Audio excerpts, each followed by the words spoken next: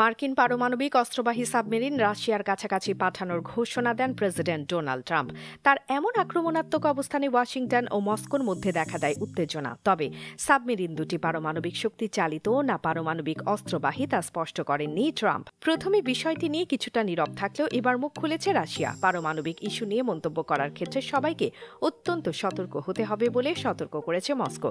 রুশ president Vladimir পুতিনের মুখপাত্র দিমিত্রি পেসকভ বলেন, এসব সাবমেরিন এমনিতেই যুদ্ধের প্রস্তুতিতে থাকে এবং এতে উত্তেজনার কিছু নেই। তিনি বলেন, পারমাণবিক বিষয়ে সবাইকে অত্যন্ত সতর্ক থাকতে হবে।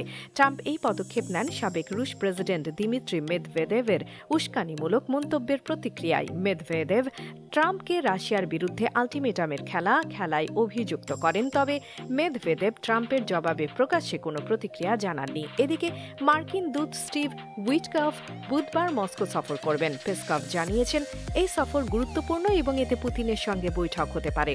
ট্রাম্প হুঁশিয়ারি দিয়েছেন, আগামী ৮ অগাস্টের মধ্যে যুদ্ধবিরতি না হলে রাশিয়ার উপর তেলসহ বিভিন্ন রপ্তানি পণ্যে কঠোর শুল্ক আরোপ করা হবে। যদিও তিনি স্বীকার করেছেন, রাশিয়া নিষেধাজ্ঞা এড়িয়ে যেতে দারুণ দক্ষ। রাশিয়া এখনও ইউক্রেন যুদ্ধ বন্ধে নিজেদের পূর্ব শর্তে অনড়, যেমন ইউক্রেনকে নিরপেক্ষ রাষ্ট্র হওয়া, সামরিক শক্তি কমানো এবং ন্যাটোতে যোগদানের আকাঙ্ক্ষা বাদ দেয়া, যা ইউক্রেন ও পশ্চিমা দেশগুলোর কাছে গ্রহণযোগ্য নয়।